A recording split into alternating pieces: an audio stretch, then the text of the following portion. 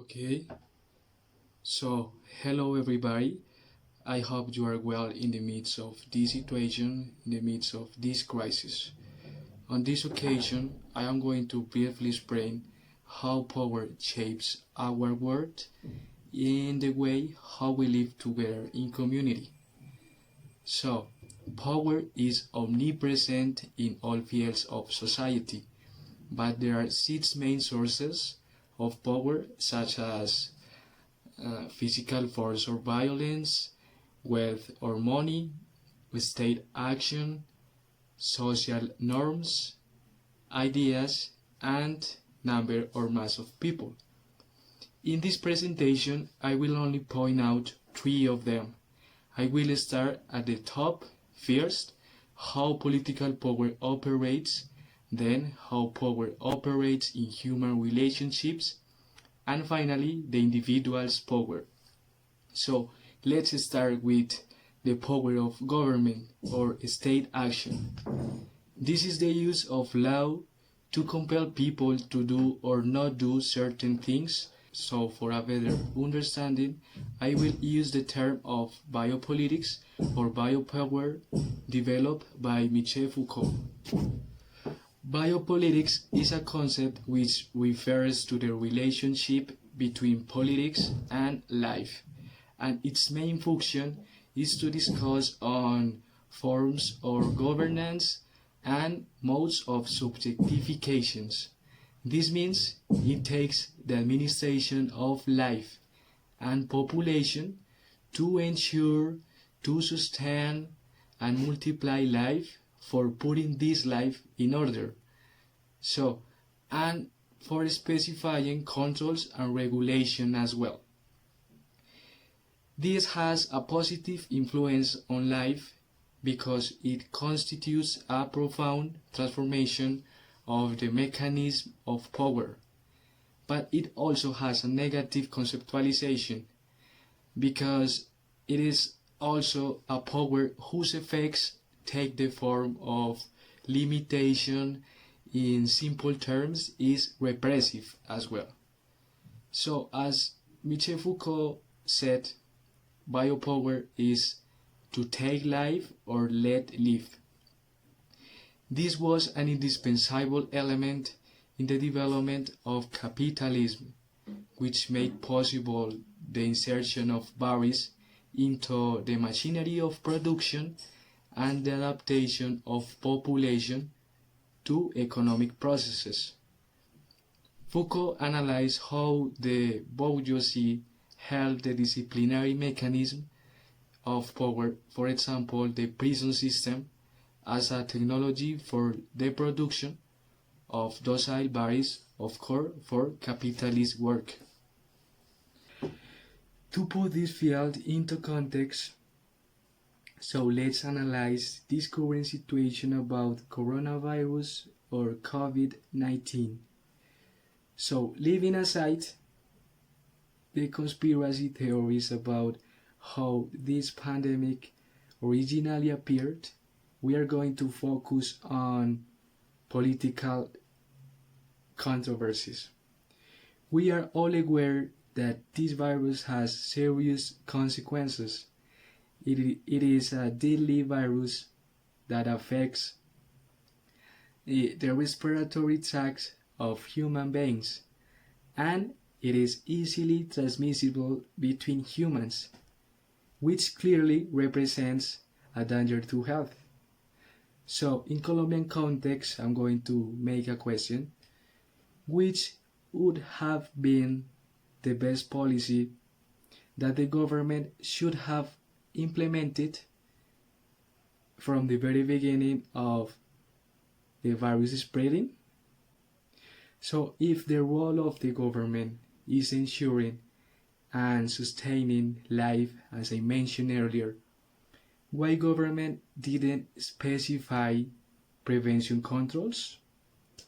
Let me take as an example the case of China's regulations, which order, for instance, a complete isolation from the opening of this virus, and that it has demonstrated a significant progress in the fight to sustain life.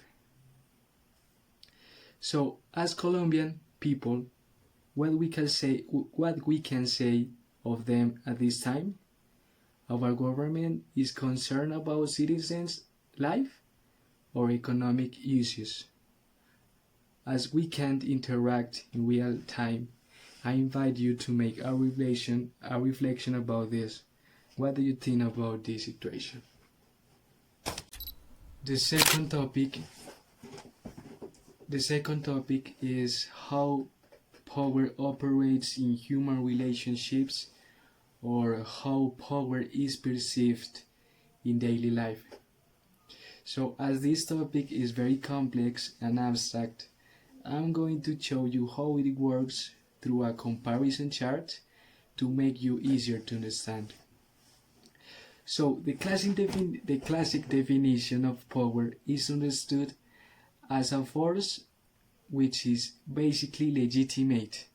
I mean, government makes use of power through laws which have restrictions.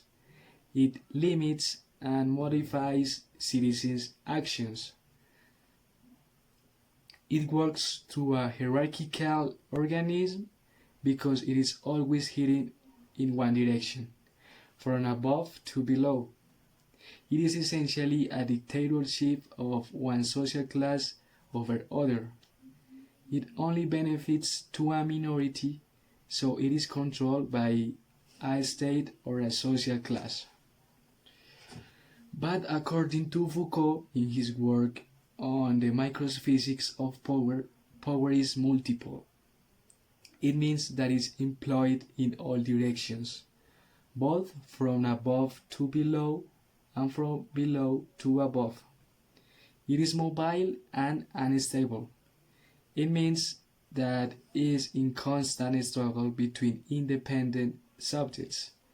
It also develop partnerships and strategies to ensure a degree of stability. But it is never permanent because it is always exercised. Therefore, it is not transmitted or inherited possession, but rather it is put into action or into practice. Every relationship is a relation of power. No relationship has a total equality, so it happens between dominant and dominated, and they are constantly changing their roles. That is to say that power is circulating. Hence, power is omnipresent in all fields of society, and it is always intentional. It looks for certain purposes or objectives, and of course, this plays out in all areas of society, of life, from family to workplace to our relationship. Where there is power, there is resistance as well, and resistance is another way to exert power. Power is not repressive, on the contrary, it is productive because it produces truth and subject. Because, for example, it determines what is normal and what is abnormal. As you already know that power produces truth, now let's analyze this writing about what truth means.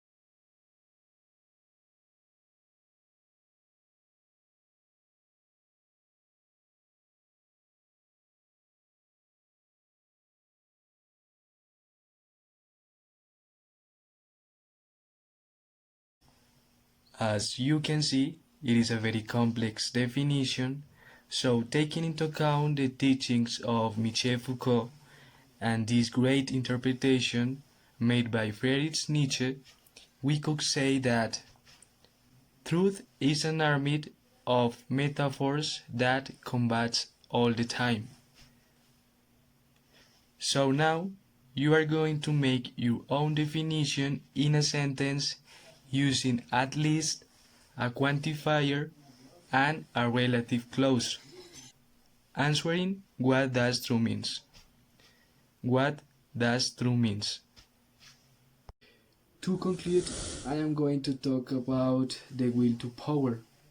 This is an important concept of Friedrich Nietzsche's philosophy.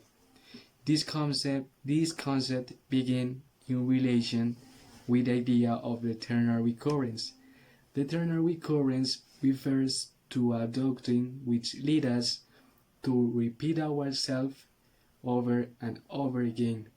It means that all our past actions, such as bad choices or mistakes that we have done as both as an individual or as a culture, will be repeated again and again. Then this fact becomes an ethical challenge. So I would like to start this topic with this question. Would you wish to record the life that you have lived again and again? So life is a desire to increase, and that desire is the will to power.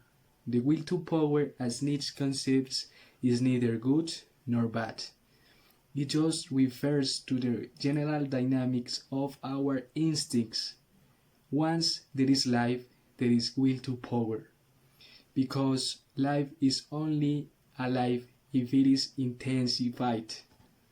The will to power is a laboratory test by which life is an artist, a designer, or a conqueror. It is a field of nothing. It is a field of experiences where nothing is impossible. However, some beings are not able to support this real life. He said they are sick and want to destroy life, as for example in the case of ascetics who rely on God's will. Due to their morality is a sedative power of will, which becomes self-destructive. He asserts that Christianity, not merely as a religion but also as the predominant moral system of the Western world. This inverts nature and is hostile to life. Christianity as the religion of pity or compassion, which elevates the weak over the strong. He was a destructive revolutionary against the morality of his time. He claimed God is dead, God as the oldest lie of the world.